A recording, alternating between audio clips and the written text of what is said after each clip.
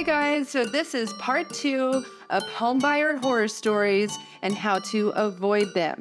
So in this series, we are talking about some of the common bad scenarios that can happen when you're buying a home and what you can do to avoid them. So if you haven't already, go check out part 1, but this is part 2. So let's get started with homebuyer horror story number 1. The home inspection misses some crucial details about the property. So this is a common problem that pops up if the home inspection either just isn't thorough enough or if the home inspection gets waived entirely. Now, I understand that every market is different.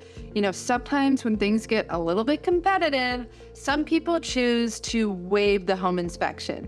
Now, that is their choice, but obviously it's just not ideal for the buyer because, whether the home inspection just gets waived or if the home inspector misses something, what can happen is that the buyer moves forward and they buy the property and then they move into the home, and then weeks later, they notice some major issue come up.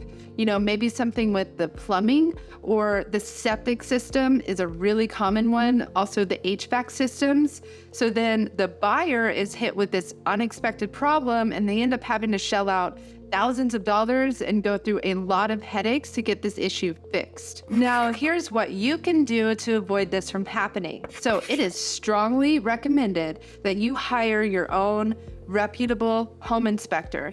Research their reviews, maybe ask around for referrals. Just try to find someone who is going to do a thorough job. Also, you may want to attend the home inspection if you can. This can give you peace of mind knowing that the home inspector is on top of their game. Now, when you get that home inspection report, make sure that you read through that report carefully and hold on to it for future reference, because the more you know about your new home, the better. In fact, if you decide to go with a home warranty, so home warranties are policies that are usually not mandatory, but these are sort of like extra insurance policies for certain items. For instance, if your fridge goes out, certain appliances, also electrical systems or plumbing systems, if later down the road those need repairs or replacements, then a home warranty plan might be something that can cover the cost of those. If you decide to get a home warranty, then what you can do is look at that home inspection report and use that home inspection report as reference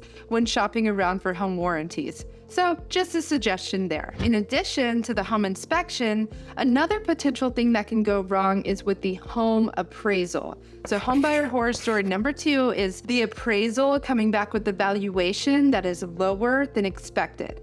So after you put an offer down on a home and after the home inspection, your mortgage lender is going to order an appraisal of the property. Now, the reason for this is because your new home is going to be your collateral in the event that you default on your mortgage. So that's why the appraised value of your new home needs to be high enough to justify the loan amount. So if the home's appraised value comes back lower than expected, then your mortgage lender may not be able to fully approve your loan, and this could delay closing. So that's why it's so important to include appraisal contingencies in your offer. Because let's say in the event that the appraisal comes back low and it just ends up being a total deal breaker, then that contingency allows you to walk away from the deal without losing your earnest money deposit. Now, hopefully you don't run into this issue, but here's what you can do to avoid this problem. So work with an experienced real estate advisor and mortgage advisor who are familiar with this potential scenario, meaning they know how to prevent it as best that they can, and they know how to find reasonable solutions if this issue were to come up. So some of the potential solutions here would be that your realtor could renegotiate with the seller, asking them to lower the purchase price, which in turn would lower the loan amount.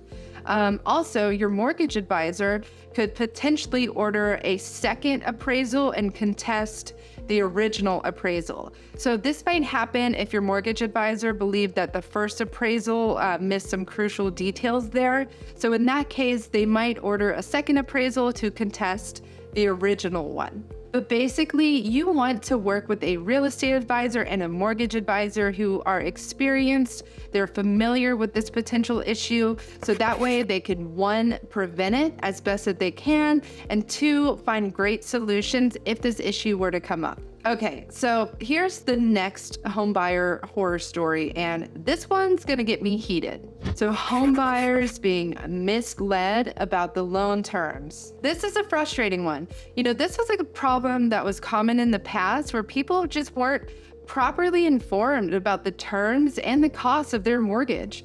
For example, people being given adjustable rate mortgages without being informed that their rate was going to go up. That kind of terrible thing. Nowadays, there are literally several laws and guidelines in place to prevent this kind of terrible thing from happening.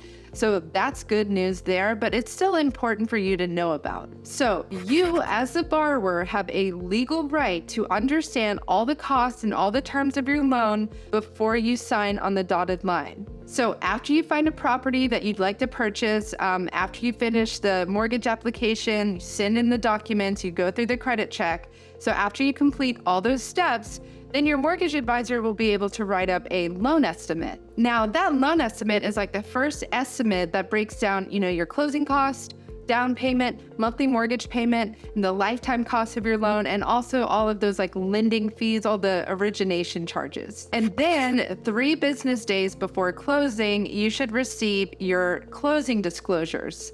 So the closing disclosures basically take that loan estimate and finalize it to give you the exact numbers there. Now, ideally, the costs laid out in your loan estimate should match or come pretty close to matching the costs laid out in your closing disclosures, so there's not any big surprises there. I actually have separate videos that talk about the loan estimate and the closing disclosures, so be sure to check those out. Now, the reason why you get these documents ahead of time is because you have a legal right to know before you owe. That way, you don't get hit with any surprise fees at closing or any surprise fees or costs after closing once you start paying off your mortgage. So there are laws and guidelines in place to prevent this homebuyer horror story. But in addition to those, here's what you can do to avoid it. First off, understand that the law is on your side. I think it's just really important to keep this in mind. Keep in mind your rights as a borrower, especially if you're shopping around for mortgage lenders. Also, it is so important to work with a mortgage advisor who takes the time to really educate you and ensure that you understand all the terms and all the costs of your loan. Because reading something is not the same as understanding it. Sometimes I have to read a paragraph 3 times before it finally clicks. Also, take the time to read through your loan estimate and your closing disclosures. Ask your mortgage advisor questions. Just be sure that you are 100% crystal clear on all the terms and all the costs laid out in those documents. Great, so that's all I got for part 2. So check out part 3 of these homebuyer horror stories in the next video.